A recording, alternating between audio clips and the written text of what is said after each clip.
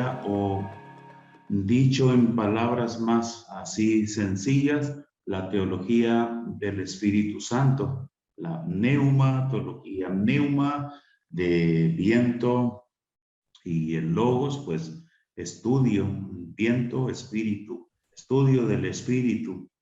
¿De dónde obtenemos nuestra teología del Espíritu Santo? El escritor hace algunas referencias, por lo menos a dos corrientes teológicas aquí en este capítulo, y pues una es el protestantismo liberal. El protestantismo liberal prácticamente negaba el sobrenaturalismo. Es lo que vamos a entender de lo que es la corriente teológica de el neoliberalismo, perdón, al protestantismo liberal. Y su postura era negar el sobrenaturalismo bíblico, es decir, los milagros no existen. Si estamos hablando de el partir el Mar Rojo, esto es algo sobrenatural. Si estamos hablando de que cayó pan del cielo, maná, es algo sobrenatural. Esto es un mito, esto no existió. Y cada cosa, esto nos lleva al extremo en que una virgen no puede concebir un hijo. Por tanto, Jesús nunca fue hijo de una virgen, y mucho menos resucitar despojó de lo divino a Jesús. Esto es el negar el sobrenaturalismo. Entonces, a esta reacción contra el protestantismo liberal del siglo XIX, a esta reacción contra este movimiento teológico se le llamó la neoortodoxia o la nueva ortodoxia, que pues combatía esta herejía, solo que también la corriente teológica de la neoortodoxia se fue al punto de decir que la palabra de Dios, la Biblia, no era palabra de Dios, sino que a través de la experiencia de un creyente, es en la experiencia en que se hacía palabra de Dios. Los partidarios, promotores y patrocinadores de los ortodoxos definen la verdad como un encuentro o un evento o una experiencia. Así definen la verdad, no la Biblia. Es un encuentro, un evento o una experiencia. Una experiencia para la corriente neortodoxa, una experiencia para ellos es que la Biblia se vuelve la palabra de Dios cuando el Espíritu Santo usa las palabras de la Escritura para traernos a un encuentro con Cristo. Fíjese bien, ellos dicen que la Biblia es una fuente objetiva de proposiciones, sugestiones o intenciones. No es nunca en y por sí misma la revelación de Dios.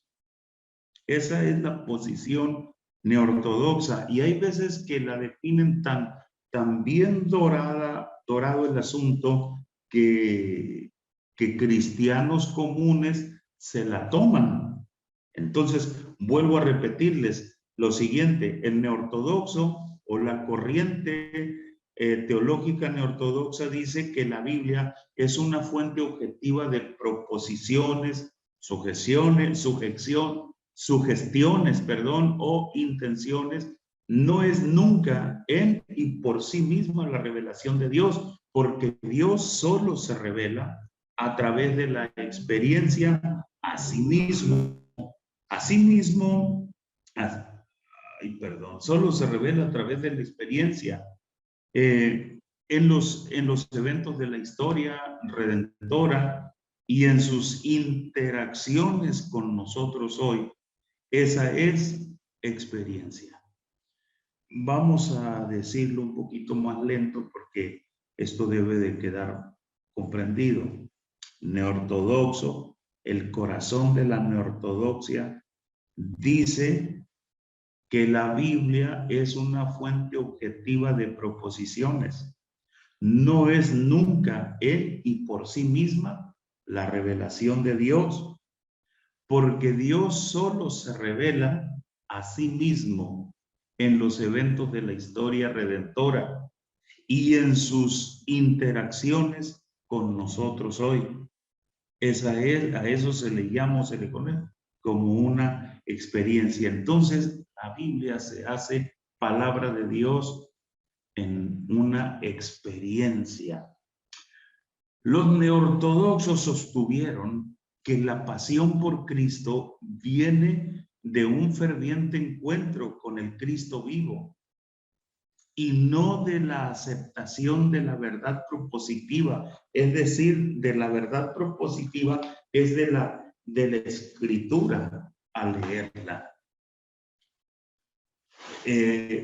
O sea, el que tú tomes la Biblia y la aceptes como palabra inerrante de Dios y leerla tal cual como palabra inerrante de Dios y que la Biblia te revele a Dios. Ellos dicen que no, es a través de una experiencia. Esto es una dicotomía entre el evento y la proposición de la verdad de Dios. Esto es falso completamente. ¿Por qué?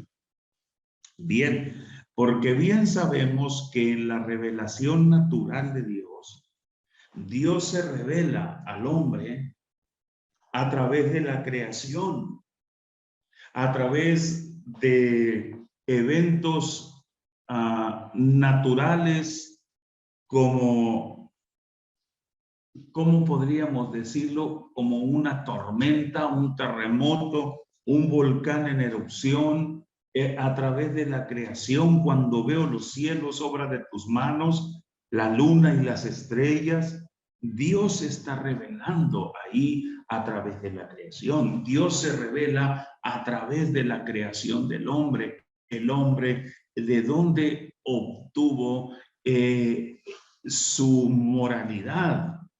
¿De dónde obtuvo eso que nosotros le llamamos conciencia? Es el único ser sobre la tierra con moral y con conciencia que discierne lo que es bueno y lo que es malo. Eso nos habla de un creador, nos revela al creador. ¿Qué más? La historia de eventos nos habla de eventos sucedidos a través de la historia de la humanidad, nos habla de la existencia de un creador. Pero esta revelación es insuficiente. No conocemos el corazón de Dios a través de la revelación de la naturaleza, a través de la revelación de la naturaleza del hombre. No podemos conocer el corazón de Dios amoroso, justo, y conocer los atributos de Dios. No podríamos conocerlo. Para ello necesitamos una revelación especial y esta viene a través de la escritura. Entonces, es la escritura la que nos revela a la persona de Dios, nos revela al Padre, nos revela al Hijo y nos revela al Espíritu Santo. Muy bien. Ya entrando a la persona del Espíritu Santo, podemos decir que aun cuando el Espíritu Santo es invisible, puede aparecer en forma simbólica y sus actividades pueden ser descritas en la Biblia en formas metafóricas. Cuando decimos en formas metafóricas, nos estamos refiriendo a que sus actividades pueden ser descritas en la Biblia, su persona pueden ser descritas en la Biblia en una forma figurativa, simbólica, representativa. A través de toda la Escritura encontramos cosas que hablan de la persona del Espíritu Santo. Y eso es lo que vamos a mirar en esta ocasión. Empecemos con las descripciones de la personalidad del Espíritu Santo. Los siguientes atributos, aquí yo veo, es un asunto de traducción, creo yo, que dice el texto así nada más, el texto que tenemos para esta clase. Las siguientes personalidades del Espíritu Santo hablan de su naturaleza, que describen ambas, como tratar con la suave presencia de su persona y la presencia consumidora de él. Bien, pero el asunto dice que las siguientes personalidades, esto es con lo que no me hace un poquito me mueve un poquito el piso, las personalidades del Espíritu Santo, que es mejor representaciones o atributos del Espíritu Santo, porque personalidades como que da la idea de personalidades múltiples, que nosotros sabemos que es un desorden mental, es un desorden psicológico, y pues el Espíritu Santo no tiene eso. Manejémoslo como atributos del Espíritu Santo, o si bien lo quiere, representaciones del Espíritu Santo, que nos hablan esas representaciones de la naturaleza, como en el caso de su presencia suave o su presencia consumidora. En Éxodo capítulo 24, verso 17, dice Éxodo que se miraba un fuego en la montaña, es decir, en el monte Sinaí, donde el Espíritu Santo de Dios se estaba manifestando a Moisés y al pueblo. Éxodo 24, 17. Vamos a ver Éxodo 24, 17. Dice, y la apariencia de la gloria de Jehová era como un fuego abrasador en la cumbre del monte a los ojos de los hijos de Israel, como un fuego abrasador, como un fuego abrasador. En tanto que en Mateo, Mateo habla, citando a San Juan, la historia de Juan el Bautista. Dice Juan que Cristo nos bautizaría con Espíritu Santo y fuego. Ahí está el fuego.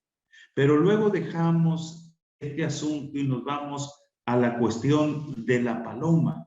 Él se manifiesta como una paloma que desciende de los cielos y posa sobre el Señor Jesús. Hablamos un poquito de la paloma la semana pasada, de la sensibilidad que tiene la paloma, que es un ave que se le tiene que tratar con mucho cuidado por la sensibilidad que ésta tiene.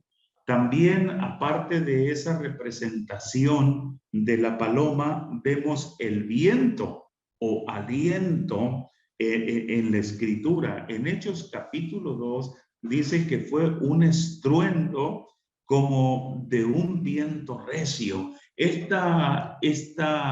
fenómeno del viento recio acompañó a la llenura con el Espíritu en Hechos capítulo 2, versículo 2. Pero también podemos ver en Ezequiel capítulo 37, versículos 9 al 14, la misma palabra hebrea traducida allí en el capítulo 2, verso 2 del libro de los Hechos, viento y espíritu, en el hebreo es ruaj, mientras que en el griego del Nuevo Testamento es pneuma, o sea, viento o espíritu. Ambas tienen el mismo sentido, la misma traducción, el viento. Luego tenemos también otra representación del Espíritu Santo, parte del viento, que es el fuego. El fuego,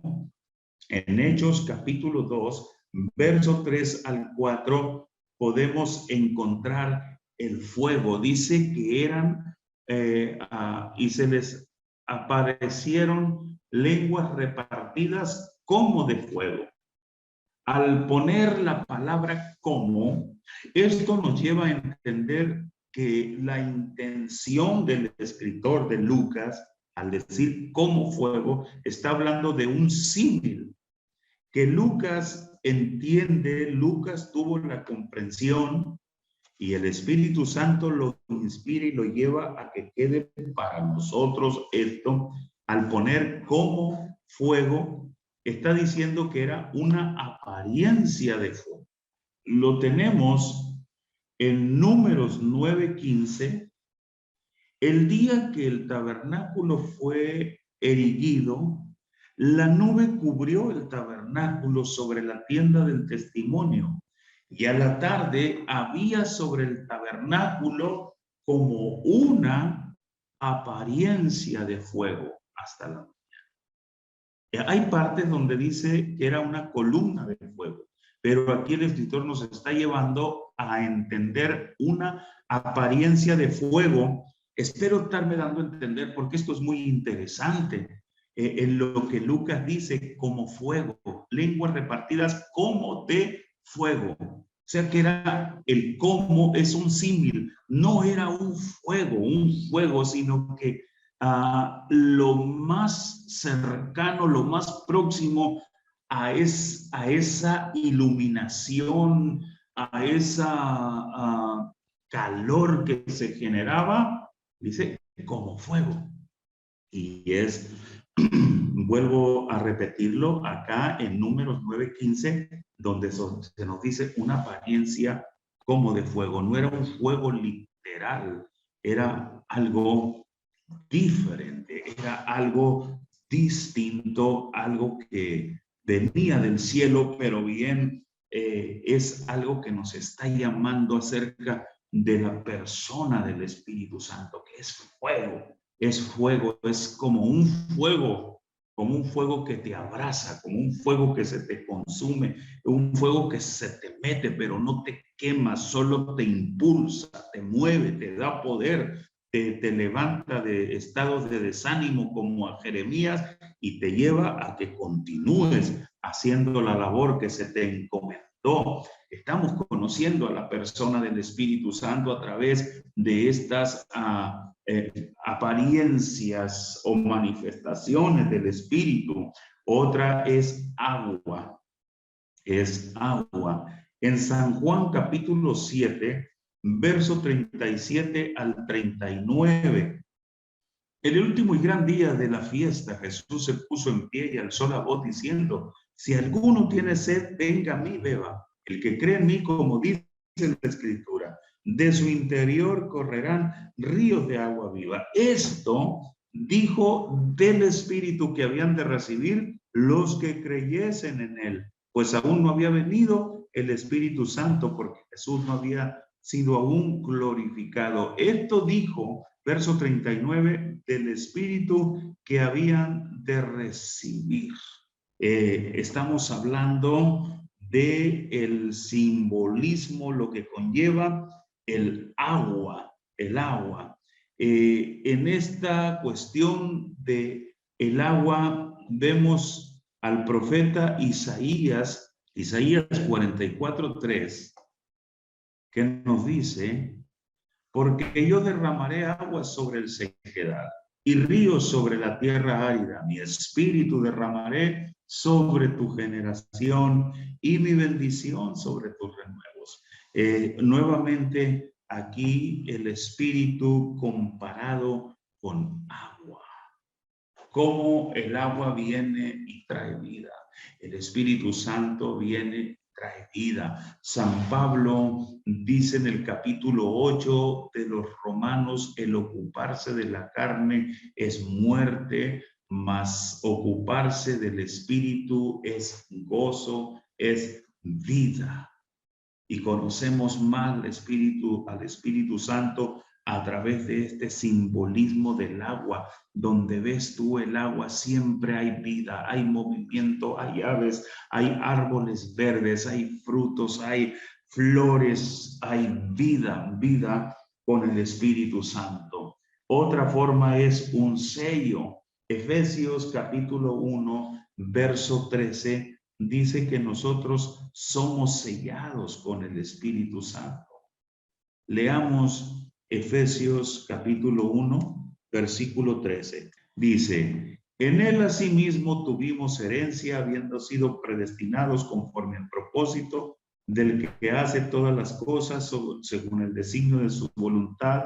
13. En él también vosotros, habiendo oído la palabra de verdad del evangelio de vuestra salvación y habiendo creído en él, fuisteis sellados con el Espíritu Santo de la promesa. Entonces, el Espíritu Santo como un sello.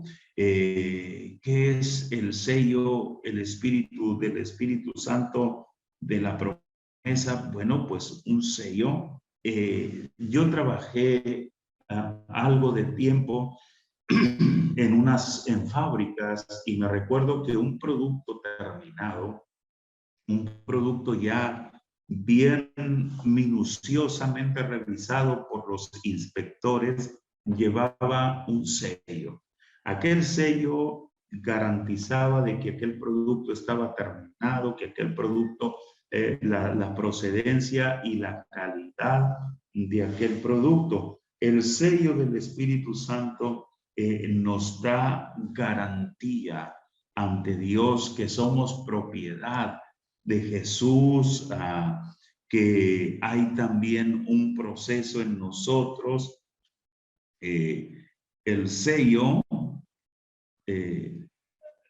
cumple con algunas funciones en nosotros. Y nos vamos a Efesios capítulo 4 y versículos 30.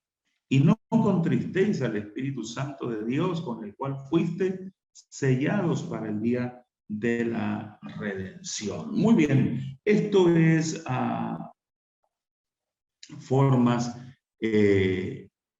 figuras metafóricas que nos ayudan a tener una comprensión acerca del Espíritu Santo.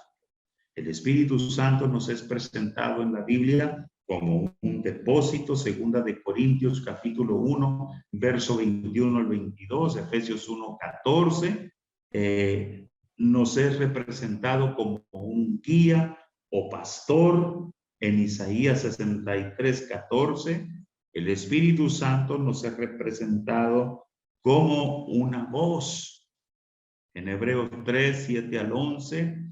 Allí en ese capítulo usted tiene todas esas referencias para tomar nota de ellas y repasarlas. Es representado como un regalo de Dios. A todos nos gustan los regalos, ¿verdad? Es representado como el poder de Dios. Pasamos a un siguiente punto donde debemos entender que el Espíritu Santo es llamado Dios. Se le llama Dios. Hechos 5, del 3 al 4, dice, Ananías, Pedro dijo, Ananías, ¿por qué llenó Satanás tu corazón para mentir al Espíritu Santo? Fíjate bien, mentir ¿a quién? Al Espíritu Santo y sustraer del precio del campo.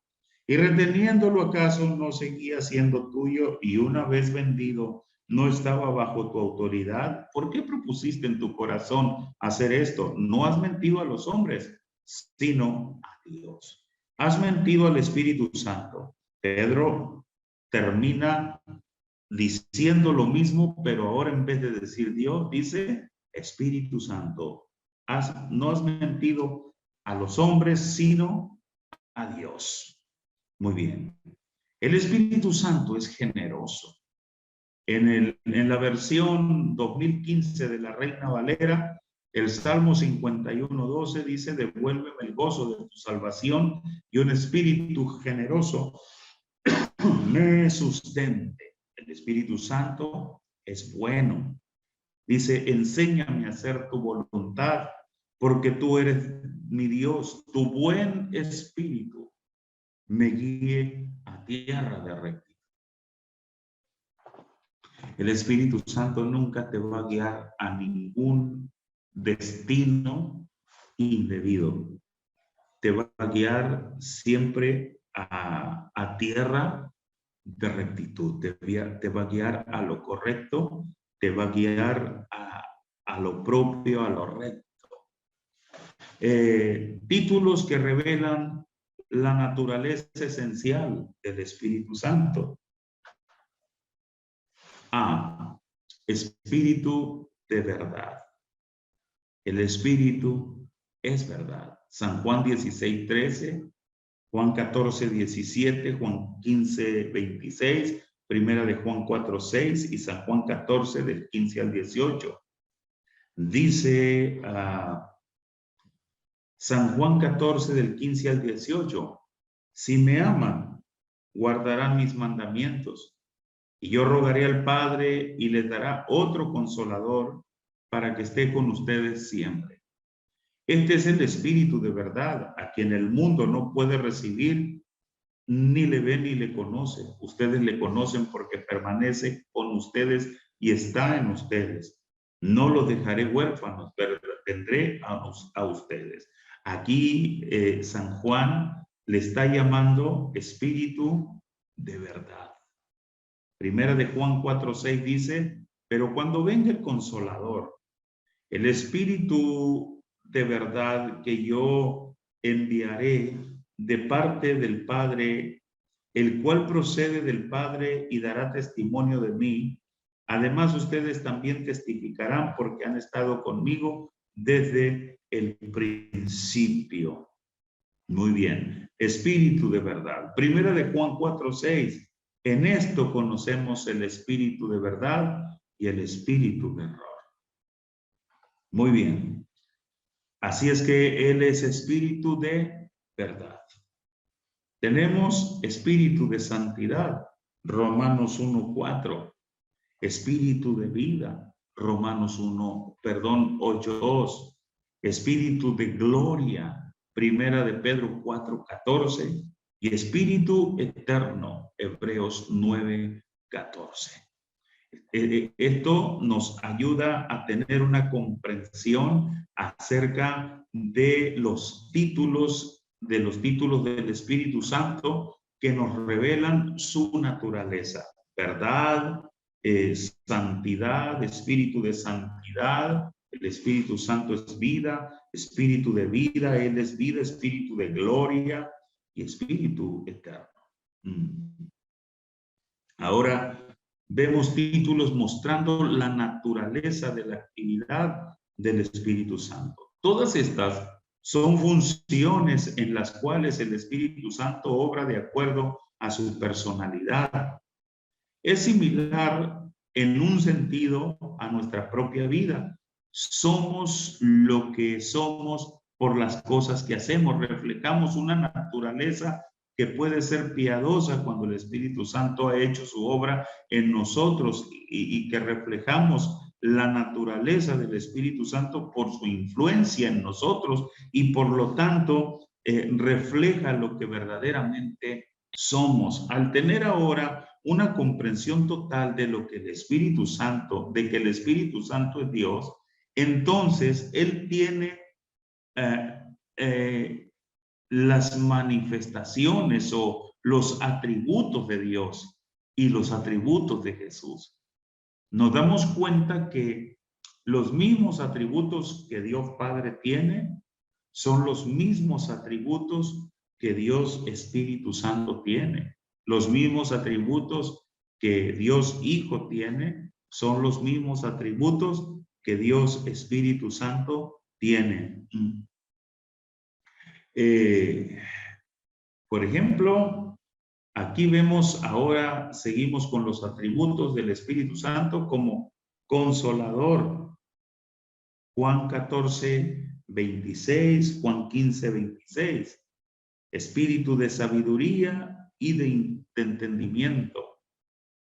Esto lo podíamos ver en Jesús también. El espíritu de gracia y de súplica, Zacarías 12, 10. El espíritu de juicio y fuego, Isaías 4, 14. Sobre él reposará el espíritu del Señor. Espíritu de sabiduría y entendimiento, el espíritu de consejo y fortaleza, espíritu de conocimiento y de temor del Señor. Todo esto operaba en Jesús y por supuesto que era el Espíritu Santo, pero volvemos o insistimos en lo mismo, los mismos atributos que tiene el Padre, que tiene el Hijo, los tiene el Espíritu Santo. El Espíritu Santo es la revelación. Esto es muy importante. La sabiduría y conocimiento, el poder del Espíritu Santo es totalmente manifestado en este pasaje, Isaías 40, 13 al 14, sabiduría y conocimiento. Dice, ¿quién ha escudriñado al Espíritu del Señor? ¿Y quién ha sido su consejero y le ha enseñado? Al Espíritu del Señor. ¿A quién pidió consejo para que le hiciera entender o lo guió en el camino correcto? ¿O le enseñó conocimiento o le hizo conocer la senda del entendimiento? Isaías 40, del 13 al 14. El Espíritu Santo está muy involucrado en revelar el propósito de Dios a su iglesia. Él es el que tiene la plenitud de entendimiento y de conocimiento. Y decía que el Espíritu Santo es el que está involucrado y tiene toda la intención de mostrar a la iglesia las cosas que son del Señor. Primera de Juan 14, 25 al 26 dice, pero el Consolador, dice, estas cosas os he hablado mientras todavía estoy con ustedes, pero el Consolador, el Espíritu Santo, que el Padre enviará en mi nombre, Él les enseñará todas las cosas y les hará recordar todo lo que yo os he dicho. Dicen, hermanos, he escuchado y leído, dicen ciertos historiadores que cuando Jerusalén cayó en el año 70 después de Cristo bajo el ejército romano de Tito, que no había ningún cristiano en Jerusalén, porque el Espíritu les había avisado de lo que venía. Y todos se fueron de Jerusalén cuando ésta cayó. ¿Qué habrá de verdad? ¿Será alguna leyenda o es algo? Bueno,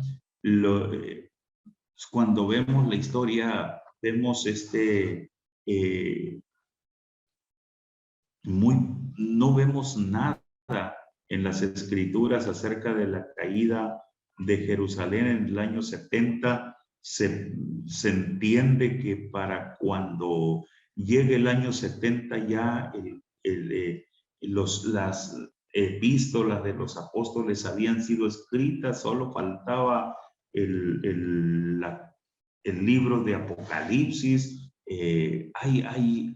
Hay detalles muy interesantes que ver, investigar, en fin, pero eso es lo que se dice, que no había cristianos en Jerusalén porque el Espíritu Santo les había mostrado, les había revelado esas cosas. Hebreos 9 del 6 al 10 dice, Estas cosas fueron dispuestas así en la primera parte del servicio del culto, pero en la segunda, una vez al año entraba el sumo sacerdote, solo no sin sangre, la cual ofrecía por sí mismo y por los pecados que el pueblo cometía por ignorancia. Con esto el Espíritu Santo daba a entender que todavía no había sido mostrado el camino hacia el lugar santísimo mientras estuviese en pie la primera parte del tabernáculo. Hay que ponerle atención a lo que está diciendo el escritor de Hebreos, o más aún lo que el Espíritu Santo está diciendo en la Escritura, en este pasaje en particular, 8, con esto el Espíritu Santo daba a entender que todavía no había sido mostrado en el camino hacia el lugar santísimo, mientras estuviese en pie la primera parte del tabernáculo. Quiere decir, si nos regresamos al versículo 7, pero en la segunda parte del tabernáculo, una vez al año entraba el sumo sacerdote solo, no sin sangre, la cual ofrecía por sí mismo y por los pecados que el pueblo cometía por ignorancia. Con esto, o sea, con la entrada del sumo sacerdote al lugar santo, y con sangre de animales, con esto el Espíritu Santo daba una enseñanza al pueblo. Aquella acción del sumo sacerdote, del sacrificio, de la entrada al altar con sangre y todo ello, era una didáctica del Espíritu Santo, y muy emocionante esto, porque nos dice el escritor de Hebreos que la didáctica lo que daba, lo que mostraba o lo que daba a entender es que todavía no había sido mostrado el camino hacia el lugar santísimo mientras estuviera en pie el primer tabernáculo. O sea, el camino no se ha mostrado. El Mesías todavía no ha muerto, el Mesías todavía no ha abierto un camino nuevo y vivo por medio de su cuerpo. Miren qué tremendo ver a través de la revelación del Nuevo Testamento al Espíritu Santo enseñando a la gente del Antiguo Testamento. Dese cuenta de ello, por favor, al Maestro Espíritu Santo dando enseñanzas didácticas a través del tabernáculo, a través de los sacrificios, a través de los sacerdotes, dándoles enseñanzas al pueblo. ¿Lo entenderían? Ay, no lo sé, pero aquí dice Hebreos. El verso 9, esto es una figura para el tiempo presente, según el cual se ofrecían ofrendas y sacrificios que no podían hacer perfecto en cuanto a la conciencia al que rendía culto. Estas son ordenanzas de la carne que consisten solo en comidas y bebidas y diversos lavamientos impuestos hasta el tiempo de la renovación. Yo diría, en una definición muy personal, todo esto no son más que cosas didácticas que utilizaba el Espíritu Santo para enseñarle al pueblo. Ay, Padre, yo digo, ¿cuántas veces el Espíritu Santo me estará enseñando cosas y yo no me doy cuenta? Por eso necesito caminar en el Espíritu, por eso necesito estar en sintonía con el Espíritu. Por último, estamos aquí mirando a el Espíritu Santo escudriña las cosas de Dios. El Espíritu Santo nos trae a memoria el propósito del Padre. Jesús lo toma del Padre y lo da al Espíritu Santo, y a su vez el Espíritu Santo, el Espíritu Santo, pues a nosotros. Ningún ser humano, ninguno puede comprender al infinito Dios con toda la sabiduría humana en sus propias fuerzas. Cada creyente es incapaz de alcanzar la plenitud de Dios o aún los caminos de Dios sin la palabra iluminada iluminando nuestro camino y el Espíritu Santo caminando con nosotros a través de los lugares difíciles del camino de nuestra vida y usa toda manera para ayudarnos a traer gloria al Padre al caminar este difícil viaje. Es lo que estaba diciendo ahorita, que cuántas veces el Espíritu Santo nos estará enseñando. Cuántas veces al año el Espíritu Santo le enseñaba al pueblo a través de aquellas enseñanzas, de aquella didáctica. Aún no ha llegado el que va a abrir el camino nuevo a través de su propio cuerpo. Y otras tantas cosas en las figuras, en las formas del tabernáculo.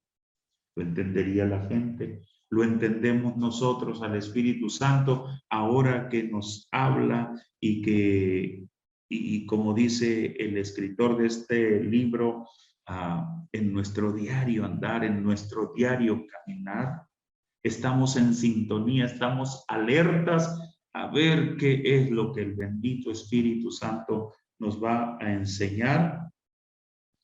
Primera de Corintios 2:9 dice, miren qué emocionante, pero como está escrito, cosas que ojo no vio, ni oído yo, ni han subido al corazón del hombre, son las que Dios ha preparado para los que le aman. El Maestro Divino, Espíritu Santo, está enseñando y esperando a que discípulos aplicados estemos ahí para recibir revelación de Él, de cosas que ojo no vio, ni oído yo, ni han subido a la imaginación del hombre. Primera de Corintios 2, del 10 al 12 dice, pero a nosotros Dios nos las reveló por el Espíritu, porque el Espíritu todo lo escudriña, aún las cosas profundas de Dios.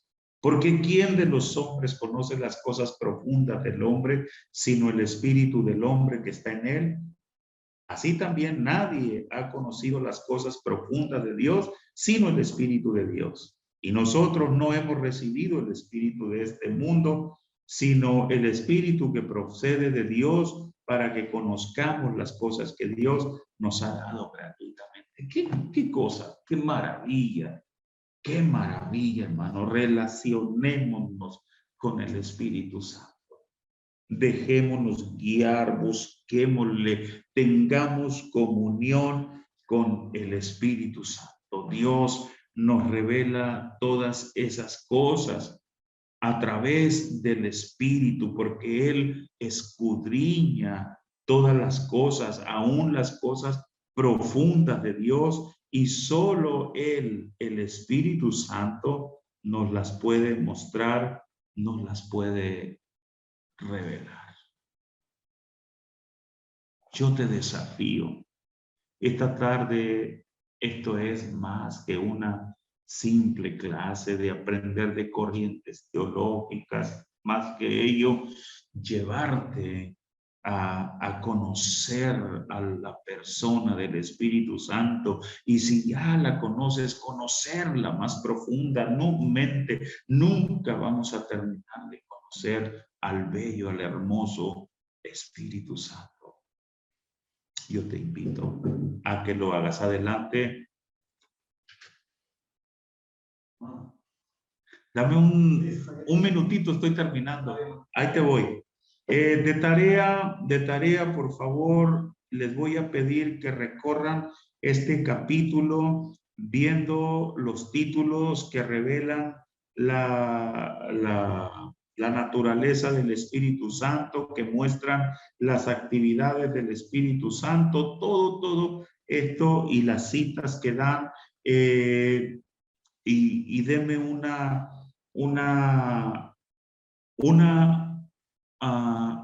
breve reseña, no más de media página no más de una página, de cómo ha sido su experiencia con el Espíritu Santo y cómo le ayuda a estudiar la simbología del Espíritu Santo, y cómo le ayuda esto a mejorar más en su comprensión y en su conocimiento de la persona del Espíritu Santo. Dios les bendiga, fue un placer estar con ustedes. Los espero el próximo sábado. Bendiciones a todos. Bye bye.